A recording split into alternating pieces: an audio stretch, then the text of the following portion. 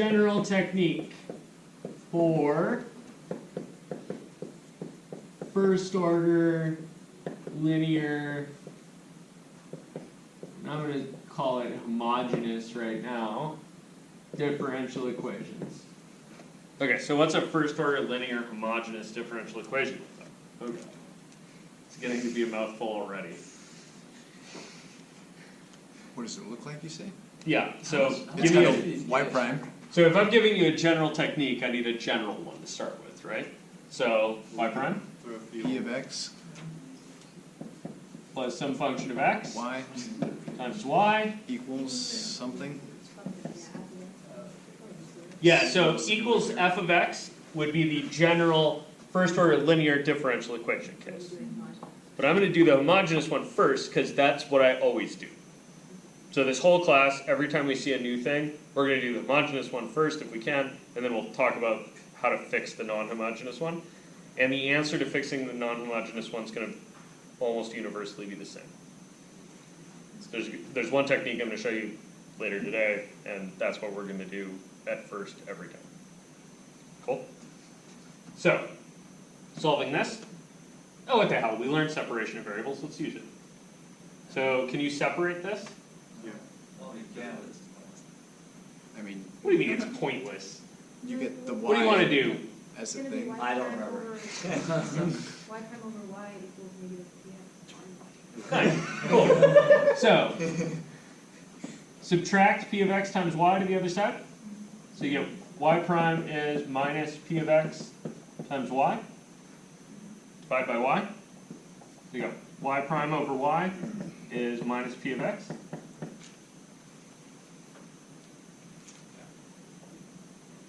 That's fair. Separate. Squiggles.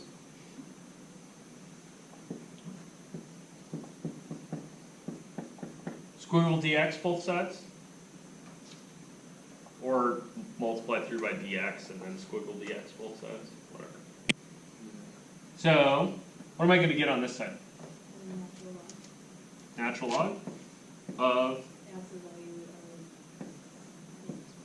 absolute value of y, I think. And on the other side, Integral of negative. yeah. I'm going to go like this. I'm going to do minus capital P of x. Let's see. Where P of x is a big P Yeah, of x is a new function. Yeah, so big P is the antiderivative of little p, right? And I don't care whether you put a capital P in it or whether you leave the integral in there, whatever. Oh, what the? And you also need the plus c, right? Not anymore. Not anymore. Just differentiate to get rid of that constant. Okay, so then what? Then you E. e both sides, or exponentiate. No. So you get the absolute value of y is e to the minus integral of p of x dx. And then you go like this. Because the constant of integration will take care of that for the same reason we talked about yesterday. Wait, you go like what would you do? Sorry, I dropped the absolute value bars. oh. Because to get rid of them, you put a plus or minus on both sides, right? But plus or minus this crap, well, this is an e with an arbitrary constant, the exponent. So that's going to be plus or minus any. This might be weird. Why couldn't you technically add a constant to the side when you differentiate when you integrated y? Sorry, because Sure. usually we lump the two together. Yeah. We just say, hey, let's put a c on the side. It's arbitrary anyway. Yep. So are we kind of doing that same thought process by not including the c because we just didn't integrate inside? Yeah, I'm lumping the c that I should have gotten over here with the c that I haven't seen yet over there. Okay, so we'll come out in the end. So, what happens from the third step to the fourth step for the y's? This guy? The step above. This guy. Yeah. That was that u substitution thing. Alternatively, you can say you have, 1 over y. Yeah. let me hit it here. So here I had dy over dx is minus p of x, oops, writing start, minus p of x times Yeah. y, right? So I'm gonna divide the y to that side, multiply the dx to this side. So I'm gonna multiply by dx over y.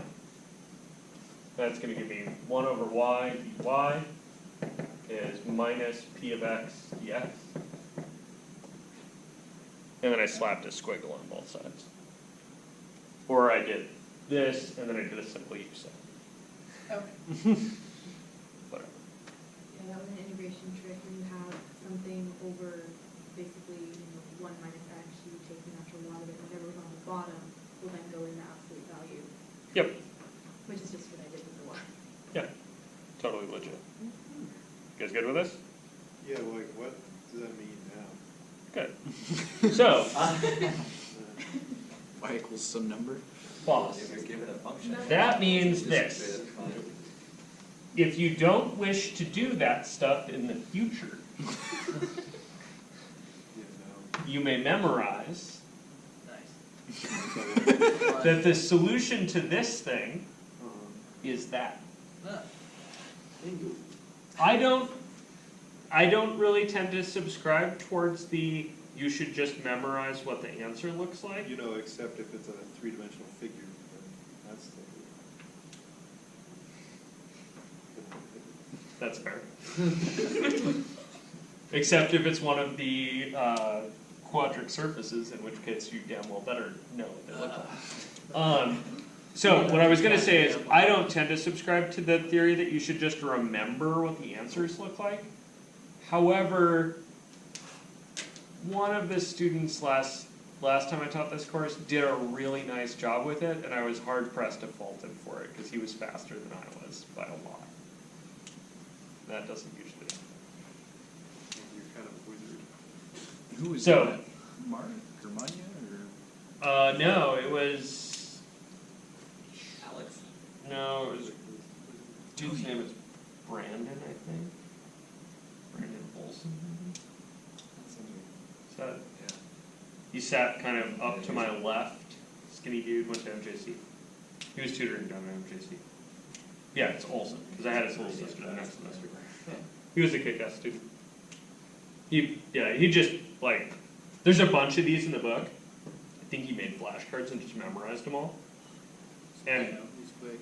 it works really well. At the end, there's some like, okay, and now you can do this technique.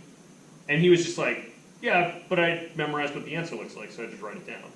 And you're one of the professors that are like cool with just doing that. Some people like show me the I feel work. like that wouldn't work out I very mean, I'm gonna ask you for it later. Be like, hey Devin, what's the answer to this look like? And if you write down the formula, I'm like, cool, we're good. Nice. Sweet. Everybody good with this? So this was solving the homogeneous one, right?